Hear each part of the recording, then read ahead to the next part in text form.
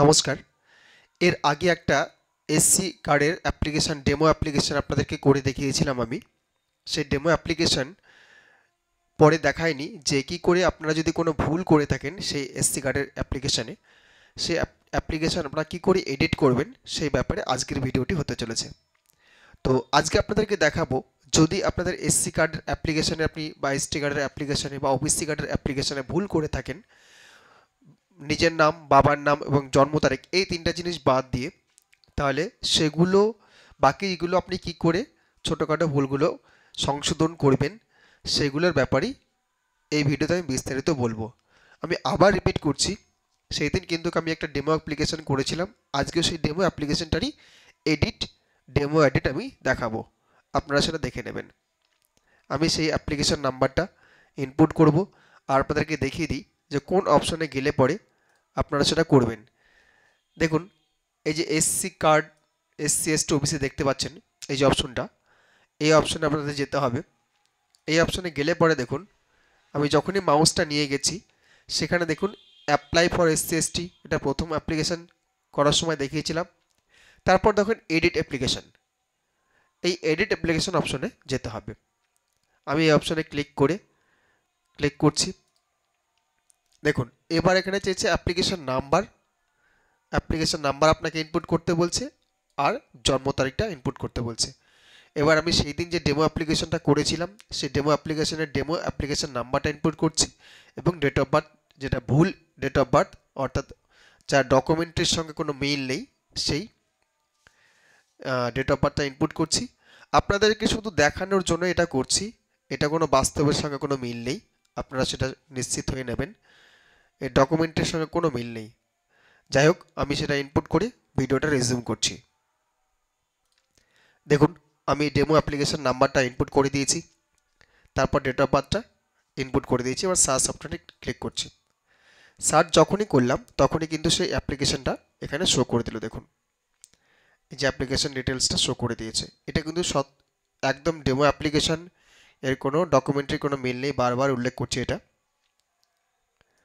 এবার এখানে দেখুন ব্লু লাইট জ্বলে গেছে, অর্থাৎ ব্লু লিঙ্ক এখানে অ্যাভেলেবেল আছে। আমি এখানে ক্লিক করছি। এবার দেখুন এখানে যে নামটা এখানে ব্লার করা আছে, আপনাকে কিছু করতে দেবে না। ফাদার নেমটা ব্লার করা আছে, জন্ম তারিখটা ব্লার করা আছে। এই তিনটা জিনিস আপনাকে কিছুই করতে দেবে না, বাকি সব কিছুই চাইলে আপনি এডিট করতে পারেন।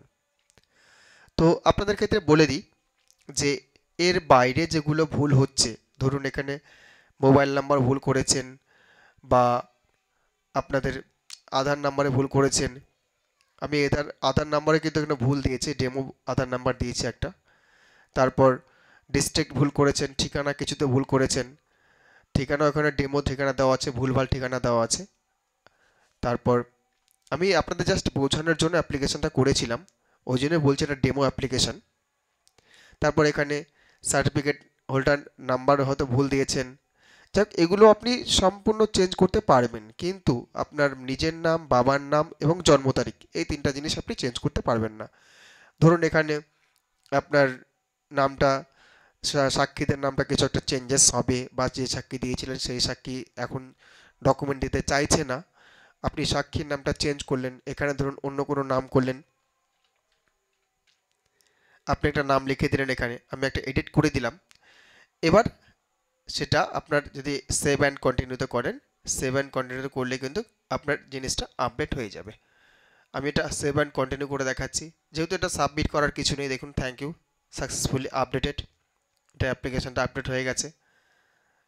এটা সাবমিট করে ব্যাপার নেই, যেহেতু এটা জমা আমি করব না, এটা যেহেতু এটা ডেমো অ্যাপ্লিকেশন, এখানে কিছু চেঞ্জেসের প্রয়োজন নেই। যদি ছবি চেঞ্জ করতে চান সেটাও করতে পারেন, যদি না চেঞ্জ করার কোনো ব্যাপার না, আপনি চেঞ্জ করতে চাইলেই করতে পারেন। যেহেতু এটা চেঞ্জ করার কোনো প্রয়োজন বোধ করছি না, আমি সাবমিট করে দিচ্ছি, এখানে সাবমিট করে দিলাম।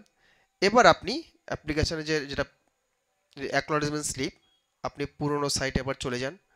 আমি আবার সেই সার্ভারে চলে যাচ্ছি।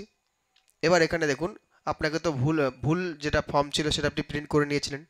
এবার সঠিক সব ফর্মটা কী করে প্রিন্ট করবেন, এই যে রিপ্রিন্ট দেখতে পাচ্ছেন, এই রিপ্রিন্ট এখানে অপশনে যাবেন। এখানে অ্যাপ্লিকেশন নাম্বারটা আপনি ইনপুট করবেন, অ্যাপ্লিকেশন নাম্বার এবং ডেট অফ বার্থ। আমি সেই ডেমো অ্যাপ্লিকেশনের অ্যাপ্লিকেশন নাম্বারটা ইনপুট করছি এবং ডেট অফ বার্থটা ইনপুট করছি। ইনপুট করে ভিডিওটা আবার রিজিউম করছি। আমি ইনপুট করে দিয়েছি। এবার সার্চ বাটনে ক্লিক করছি, ক্লিক করলাম। এবার দেখুন সেই অ্যাপ্লিকেশন ডিটেলসটা এখানে চলে এসছে এবং এখানে দেখছেন view application form, acknowledgement slip, এগুলো জিনিস যখনই আপনি ভিউ অ্যাপ্লিকেশন ফর্মে ক্লিক করবেন দেখবেন আপনার ফর্মটা হয়ে যাবে, বেরিয়ে যাবে। এবার এটা আপনি ডাউনলোড করে নিন। তারপরে আবার দেখছি ভিউ অ্যাকনলেজমেন্ট, এখানে ক্লিক করুন, এখানে ডাউনলোড করে নিন। এবার এগুলো ডাউনলোড হয়ে যাওয়ার পরে সেই অ্যাপ্লিকেশনটা আবার আপনি অ্যাকনলেজমেন্ট স্লিপের দুটো প্রিন্ট করে নেবেন আর অ্যাপ্লিকেশনের একটা প্রিন্ট করে নেবেন, যে কোনো সাইবার ক্যাফে থেকে প্রিন্ট করে নিয়ে একটা আপনার কাছে অ্যাকনলেজমেন্ট স্লিপ রেখে দেবেন ফিউচার আপনি অ্যাপ্লিকেশন স্ট্যাটাস চেক করার জন্য, আর একটা ফর্মের সঙ্গে জমা দিয়ে দেবেন সমস্ত ডকুমেন্ট সঙ্গে নিয়ে। আর আবার বলে দিই কোন কোন ডকুমেন্ট লাগবে যদি SC ST OBCর জন্য অ্যাপ্লিকেশন করেন। প্রথমত বংশ তালিকা, ব্লাড রিলেশন চার্ট, তারপর হচ্ছে SCদের রেসিডেন্সিয়াল সার্টিফিকেট, তারপর হচ্ছে ওবিসির ক্ষেত্রে ইনকাম সার্টিফিকেট। আর ওবিসির ক্ষেত্রে আরেকটা জিনিস আপনাদেরকে বলে দিই, যখন আমি SC কার্ডের অ্যাপ্লিকেশন করছিলাম সেকেন্ড পেজে দেখলেন ছবি চলে এসেছিল। ওবিসির ক্ষেত্রে কিন্তু সেকেন্ড পেজে ইনকাম ডিটেলসটা আসবে, অর্থাৎ বাবা মা যে ইনকাম করছেন, যদি সার্ভিস হন সার্ভিস হোল্ডারের ক্ষেত্রে একটা আলাদা কলাম থাকে। সার্ভিস হোল্ডারে করবেন না আপনারা, নিচেরটাতে করবেন আদার্স ইনকাম করবেন। বাৎসরিক একটা ইনকাম দেখাবেন 72,000 বা 84,000 বা 1,20,000 এরকম দেখাবেন। আর এরকম করে পরের লাস্ট পেজে হচ্ছে ছবির পেজটা যেখানে আপলোড করতে হয়। তো এগুলো ইনকাম সার্টিফিকেট নেবেন ওবিসিদের ক্ষেত্রে, যেটা SCদের ক্ষেত্রে SC STদের ক্ষেত্রে রেসিডেন্সিয়াল সার্টিফিকেট লাগে। যার অ্যাপ্লিকেশন করছেন তার আধার কার্ড, বার্থ সার্টিফিকেট, যা যা ডকুমেন্ট আছে। আর যার দিয়ে করছেন তার আধার কার্ড এবং কাস্ট সার্টিফিকেটটা নেবেন। পাড়া প্রতিবেশী দুজন সাক্ষীর আধার কার্ড নেবেন, তাদের নিচে সই করে নেবেন। ভোটার কার্ড নেবেন, নিচে সই করে নেবেন। এগুলো নিয়ে আপনি কালেক্টরেট বিল্ডিং, যদি মিউনিসিপ্যালিটি এরিয়া হন কালেক্টরেট বিল্ডিংয়ে জমা করে আসবেন।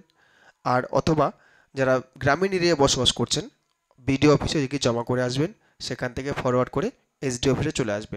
বা আপনারা চাইলে পরেও গ্রামীণ এরিয়া যারা বসবাস করছেন তারা ডাইরেক্টলি আপনাদের এই মিউনিসিপ্যালিটি অফিসে এসে সেটা জমা করতে পারেন। তো আজকের ভিডিও এখানেই শেষ করছি। আপনারা আশা করছি বুঝে গেছেন ব্যাপারটা কি, কোথায় জমা করতে হবে। ভিডিও আর দীর্ঘায়িত করছি না, ভিডিও এখানে শেষ করছি। আপনারা যারা আমার চ্যানেলে নতুন অবশ্যই চ্যানেলটি সাবস্ক্রাইব করবেন। যদি কোনো প্রশ্ন থাকে কমেন্ট বক্সে কমেন্ট করুন, আমি রিপ্লাই করব অতি সত্বর। যারা ফেসবুকে দেখছেন অবশ্যই ফেসবুক পেজটি ফলো করে রাখবেন, লাইক শেয়ার কমেন্ট করতে ভুলবেন না।